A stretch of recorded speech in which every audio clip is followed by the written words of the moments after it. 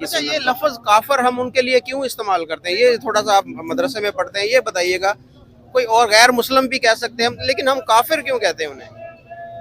ये तो आपको पता है वैसे क्यों कहते हैं काफिर? क्यों काफिर का मतलब क्या है?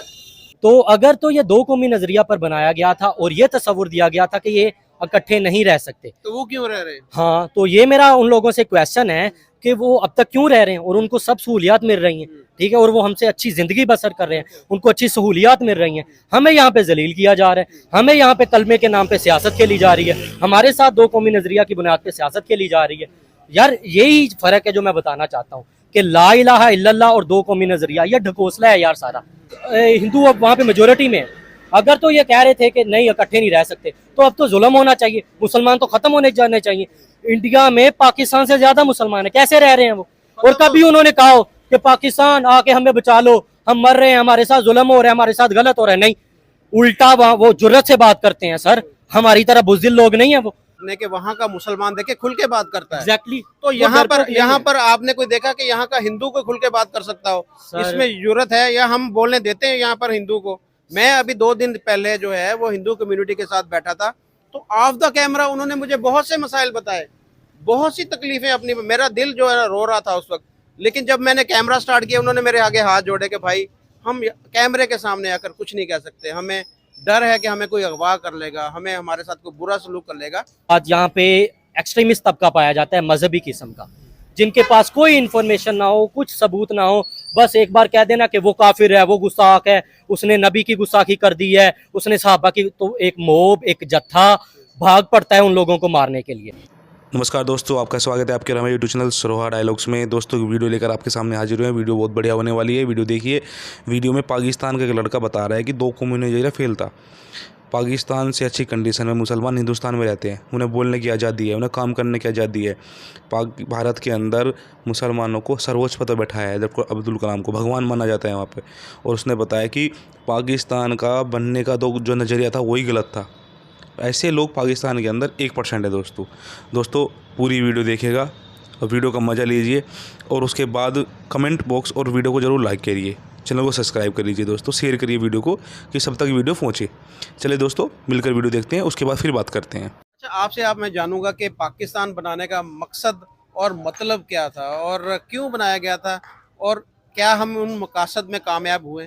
सर देखें, पाकिस्तान जो बनाया गया था ना, वो दो कौमी नज़रिया पे बनाया गया था। अब पहले दो कौमी नज़रिया के कॉन्सेप्ट को समझे आप। दो कौमी नज़रिया का मतलब कि कायदे आज़म ने सबसे पहले कहा था कि यहाँ पर दो कौमें आबाद हैं, एक मुसलमान और एक हिंदू, जो सबसे ज़्यादा मेजोरिटी में, और इनका रहन सहन, इनका खाना पीना, इनका उठना बैठना, इनका इबादत करना, और ये जो मजहबी बाकी सारी चीज़ें हैं, प्रैक्टिस जिस किस्म की भी है, मजहबी रिलीजियस प्रैक्टिस, वो सब की एक दूसरे से डिफरेंट है। इस वजह से इन दोनों के दरमियान आपस में झड़पें भी होती रहती हैं, झगड़े भी होते रहते हैं। तो इस मसले को हल करने के लिए उन्होंने कहा था कि हमें एक ज़मीन का अलग टुकड़ा चाहिए जहाँ पर सिर्फ क्या रहेंगे, मुसलमान। स्टार्टिंग में उन्होंने ये कहा था कि सिर्फ उधर मुसलमान रहेंगे, लेकिन बाद में जब वो यूपी में गए, उत्तर प्रदेश में इंडिया का इलाका है, और बिहार में गए, वहाँ पर जाके वो मुसलमानों से मिले जो कि ज़्यादा मेजोरिटी में थे। वो जो इधर आए हैं ना तजारत करके, उससे भी ज्यादा थे वो वहाँ पे यूपी में और बिहार में, हाँ, और भी जो इलाके थे वहाँ पे। तो कायदे आज़म बैठे, उनके साथ उनके मसाइल डिस्कस किए, तो उन्होंने कायदे आज़म से बहुत खूबसूरत बात की, उन लोगों ने बड़ी लॉजिकल बात की। उन्होंने कहा देखें, आप तो मुसलमानों को अपने साथ ले जाएंगे जो मुख्तलिफ इलाके हैं, लेकिन ये यूपी हो गया, बिहार हो गया, बंगाल में भी थे, बंगाल में भी थे, आपने बिल्कुल ठीक कहा, और बाकी जो इस तरह के इलाके थे वहाँ पे काफ़ी ज़्यादा मुसलमान थे। तो हमारा क्या बनेगा, उन्होंने पूछा कायदे आज़म से। हम तो इधर ही रह जाएंगे, आप बना रहे हैं सिर्फ मुसलमानों के लिए वतन, तो जब आप मुसलमानों के लिए वतन बनाएंगे और उधर सिर्फ मुसलमान ही रहेंगे, तो क्या जब हम बाकी बच जाएंगे इधर मुसलमान जो उधर ना नहीं जा पाएंगे, तजारत नहीं कर पाएंगे, तो क्या हिजरत नहीं कर पाएंगे, तो क्या इधर के जो हिंदू हैं वो हमारे साथ गलत नहीं करेंगे? क्या अपना तो अलग बना लिया इन्होंने वतन। तब कायदे आज़म थोड़े परेशान हुए, उन्होंने कहा बात तो इन्होंने ठीक की है। उसके बाद उन्होंने फिर अपनी स्टेटमेंट अपनी चेंज की थी। स्टेटमेंट उन्होंने चेंज 11 अगस्त 1947 एग्जैक्टली 11 अगस्त 1947 को उन्होंने अपनी स्टेटमेंट चेंज की कायदे आज़म ने, और उन्होंने कहा कि सिर्फ हमारे मुल्क में जो नया मुल्क हम पाकिस्तान बना रहे हैं उसमें सिर्फ मुसलमान नहीं रहेंगे, बल्कि वहाँ पर हिंदुओं को, सिखों को, ईसाइयों को, बाकी माइनॉरिटीज़ को भी रहने की आज़ादी होगी। ना सिर्फ आज़ादी होगी बल्कि वो अपनी इबादत गाहें बना सकते हैं, अपनी इबादत गाहों में अपनी इबादत, मुख्तलिफ रिलीजियस प्रैक्टिस सर अंजाम दे सकते हैं जो भी उनकी होती हैं। अच्छा, मकसद क्या था मुल्क बनाने का? जैसे आपने बोला कि जी दो कौमी नज़रिया, तो फिर उस स्पीच के बाद तो ख़त्म हो गया ना कि दो कौमी नज़रिया था कि जी मुसलमान और हिंदू एक साथ नहीं रह सकते। आपने बात की कि आपस में झड़पें भी होती रही, तो झड़पें वगैरह तो नहीं होती थी पहले भी। अंग्रेज़ों का जब दौर था, मुसलमान, हिंदू, सिख और क्रिश्चियन एक साथ ही रहते थे, बड़ा प्यार वाला माहौल था, सारा कुछ था। तो ये ख्याल जहन में आना कि जी ये आपस में नहीं रह सकते, लिहाजा इनके लिए अलग वतन बनाया जाए, ये सारी चीज़ें। और जो मेन जो कॉन्सेप्ट था कि ये कलमे के नाम पर बनाया, ला इलाहा इल्लल्लाह मोहम्मद रसूलुल्लाह, और इस मुल्क के अंदर इस्लामी कानून होगा, शरीयत नाफज होगी, ये सारी चीज़ें तो हुई नहीं। अब आज ये देखें 75 साल होने वाले हैं, तो मुल्क के अंदर आपको कहीं भी इस्लाम नज़र आता है या कोई शरिया लॉ नज़र आ रहा है मुल्क के अंदर? तो ये सिर्फ क्या नाम नेहाद एक मुल्क बनाने के लिए एक स्लोगन जैसे किया गया था, कलमे का नाम लिया गया था, कलमे का सहारा लिया गया था? सर देखें, पहले तो दो कौमी नज़रिया यानी कि दो डिफरेंट कौमें आबाद हैं। आपकी बात से मैं सहमत हूँ कि पहले इतनी कुछ खास लड़ाइयाँ नहीं होती थी, थोड़ी बहुत आम, वो तो अब मुसलमानों में भी हो जाती हैं। पाकिस्तान में मुसलमानों के साथ भी हो रही हैं उस तरह की झड़पों से मेरा वो मतलब नहीं था कि बड़े बड़े दंगे या लड़ाइयाँ हो रही हैं। ठीक है, सबसे पहली बात मैं क्लियर कर दूँ कि पाकिस्तान बनने से पहले, पार्टीशन से बनने से पहले इतनी खास कोई लड़ाई नहीं होती थी आपस में, इकट्ठे रहते थे, इकट्ठे खाते थे, पीते थे। लेकिन जब बाद में जब कायदे-आज़म ने ये अपना नज़रिया पेश किया कि दो कौमी नज़रिया की बुनियाद पर हम ये बनाएंगे, अपना अलग मुल्क बनाएंगे और उस मुल्क की बुनियाद होगी ला इलाहा इल्लल्लाह मोहम्मद रसूलुल्लाह। सर सबसे पहले तो ये मुझे बात बताएं कि अब भी इंडिया में मुसलमान रह रहे हैं, हमसे ज़्यादा है, हमसे ज़्यादा। एग्जैक्टली हमसे ज़्यादा हैं।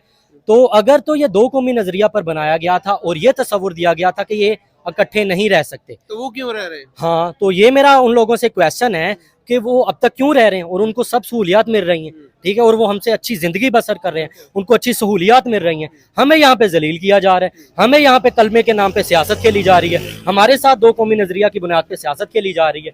यार यही फ़र्क है जो मैं बताना चाहता हूँ कि ला इलाहा इल्लल्लाह और दो कौमी नज़रिया, यह ढकोसला है यार सारा। मुझे फिर मेरी बेसिक्स नीड प्रोवाइड करो यार।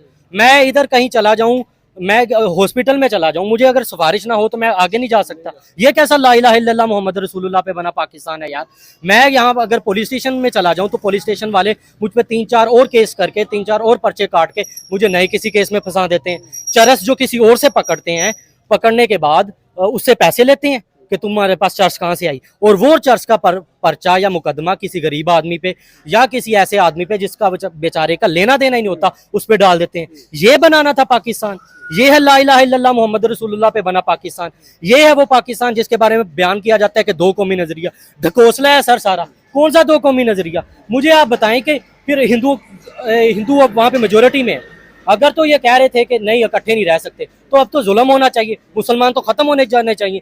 इंडिया में पाकिस्तान से ज्यादा मुसलमान है, कैसे रह रहे हैं वो? और कभी उन्होंने कहा हो कि पाकिस्तान आके हमें बचा लो, हम मर रहे हैं, हमारे साथ जुल्म हो रहा है, हमारे साथ गलत हो रहा है? नहीं, उल्टा वो जुर्रत से बात करते हैं सर, हमारी तरह बुज़दिल लोग नहीं है वो। पर आपने कोई देखा कि यहाँ का हिंदू कोई खुल के बात कर सकता हो? इसमें जरूरत है या हम बोलने देते हैं यहाँ पर हिंदू को? मैं अभी 2 दिन पहले जो है वो हिंदू कम्युनिटी के साथ बैठा था, तो ऑफ द कैमरा उन्होंने मुझे बहुत से मसाइल बताए, बहुत सी तकलीफें अपनी। मेरा दिल जो है रो रहा था उस वक्त, लेकिन जब मैंने कैमरा स्टार्ट किया उन्होंने मेरे आगे हाथ जोड़े कि भाई हम कैमरे के सामने आकर कुछ नहीं कह सकते, हमें डर है कि हमें कोई अगवा कर लेगा, हमें हमारे साथ कोई बुरा सलूक कर लेगा।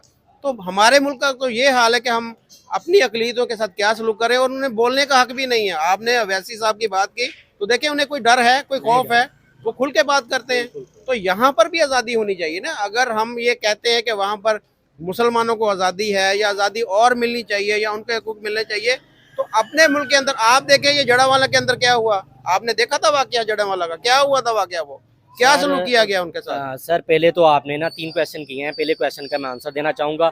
आपने पूछा कि अकलियत को पाकिस्तान में क्या इस तरह तहफ़्फ़ुज़ है जिस तरह इंडिया वाले प्रोटेक्ट करते हैं, सेव करते हैं वहाँ के अकलियतों को, वहाँ के माइनॉरिटीज़ को? तो सर बिल्कुल नहीं है। सबसे पहली बात, यहाँ पे एक्सट्रीमिस्ट तबका पाया जाता है मजहबी किस्म का, जिनके पास कोई इन्फॉर्मेशन ना हो, कुछ सबूत ना हो, बस एक बार कह देना कि वो काफिर है, वो गुस्ताख है, उसने नबी की गुस्ताखी कर दी है, उसने सहाबा की, तो एक मोब, एक जत्था भाग पड़ता है उन लोगों को मारने के लिए, सबसे पहली बात। दूसरे नंबर पे मैं बताना चाहूंगा कि नहीं यार, नई आज़ादी है यहाँ के माइनॉरिटीज़ को, हम यहाँ पे प्रॉपर सर्वाइव नहीं कर सकते, हम प्रॉपर यहाँ पे ग्रोथ नहीं कर सकते, हमें हमारे मजहब की बना पर जज किया जाता है, ठीक है। लेकिन इंडिया में ऐसा नहीं है, वहां पे मजहब की बना पे जज नहीं किया जाता। अगर आप काबिल हैं, आप एक मुसलमान हैं, तो आपकी पोस्ट बड़ी होगी, आपको अपना लीडर बनाएंगे, वो आपको उस पोस्ट पे आपको वो ओहदा देंगे, आपको कहेंगे काम करो, ये चीज है फर्क। देखिए प्रेसिडेंट, 3 प्रेसिडेंट जो हैं वहाँ के मुस्लिम बने हैं, जी, बिल्कुल। एक भी हमारा कोई बड़ा ओहदा किसी हमने, इस तरह भगवान दास एक जो है वो हमारे चीफ जस्टिस वो बने थे कुछ अरसे के लिए, और किसी भी हमने नहीं देखा कोई सर भी। पॉलिटिशियन भी, प्राइम मिनिस्टर आपने बिल्कुल अच्छी एग्जांपल दी। इसके अलावा जो भी कंट्रीब्यूट करता है ना, जो भी जिस काबिल होता है उसको वो ओहदा देते हैं, वो पोस्ट देते हैं। डॉक्टर अब्दुल कलाम देख लें, कितनी इज्जत से पुकारते हैं, क्या कभी उन्होंने मुसलमान होने पे उनको जज किया, किसी ने गाली निकाली? मैं इंस्टाग्राम पे पोस्ट देखता हूँ, उन पे इज्जत कर रहे होते हैं लोग, भगवान बोलते हैं अपना। जी सर, वो अलग मसला है कि, लेकिन इज्जत तो करते हैं ना, वो एक प्रॉपर अलग डिस्कशन है कि भगवान किसी को कहना अच्छी बात है या नहीं, लेकिन सर इज्जत देते हैं, मैंने इज्जत देते हुए देखा है, किसी को गाली निकालते हुए नहीं देखा। हिंदू इज्जत करके करते हैं उनकी, डॉक्टर अब्दुल कलाम की। लफ्ज़ काफिर हम उनके लिए क्यों इस्तेमाल करते हैं, ये थोड़ा सा आप मदरसे में पढ़ते हैं, ये बताइएगा। कोई और गैर मुस्लिम भी कह सकते हैं हम, लेकिन हम काफिर क्यों कहते हैं उन्हें? ये तो शायद आपको पता है वैसे क्यों कहते हैं काफिर? काफिर का मतलब क्या है? जो इस्लाम कबूल ना करे, कुफर जिसने काफिर का मतलब है इनकार करने वाला। इनकार करने, कुफर का। तो ये लफ्ज उनके लिए सही है काफिर, या गैर मुस्लिम सही है? तो हमारे लिए, हमारे नजदीक तो यही काफिर लफ्ज ही काफिर ठीक सही है। हो सकता है कि इससे उनको थोड़ी सी शर्म आए, वो दीन कबूल कर ले कि हमारे, उनके लिए ये अच्छा नहीं होगा, हमारे लिए तो अच्छा है। अगर वो मुसलमान नहीं है तो हम उनको काफिर कह सकते हैं। आप इस बारे में कुछ बताएंगे? ठीक है, बहुत बात